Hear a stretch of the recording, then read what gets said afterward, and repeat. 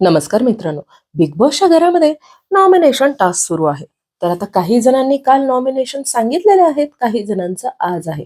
तर आज रोशन आणि प्रभू या दोघांमध्ये शाब्दिक बाचाबाची खूपच होणार आहे. आता काय कारण आहे ते सगळं पाहूया. त्याआधी माझ्या चॅनलला सबस्क्राईब करायला विसरू नका.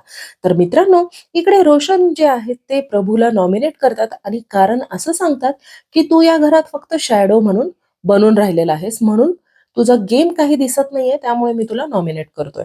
तर आता प्रभू जे आहे तो काउंटर करतो आणि तो म्हणतो की या घरात शॅडो मी नाही, तुम्ही राहिलेला आहे विशाल आणि रुचिताचे. तुम्ही फक्त ते लोक काय बोलतात त्यांचं इन्फ्लुअन्स होऊन तेवढंच बोलता, तेवढंच करता. तर आता रोशन म्हणतो की अरे, मी कमी बोलतो पण मी मुद्द्याचं बोलतो. तर आता प्रभू म्हणतो की मी तुम्ही बोलताना मध्ये मध्ये बोललो का? नाही बोललो, आता मला बोलू द्या. तर आता तुम्हाला काय वाटतं मित्रांनो? रोशन बरोबर आहे की प्रभू बरोबर आहे?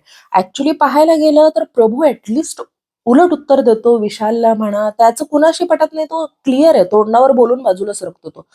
पण रोशनचा गेम असा काय कुणाला दिसून आला आहे ज्यामुळे त्याला असं वाटत आहे की त्याचा गेम जो आहे प्रभूपेक्षा खूप चांगला आहे आणि प्रभूपेक्षा तो जास्त दिसतोय असं त्याला वाटत असेल.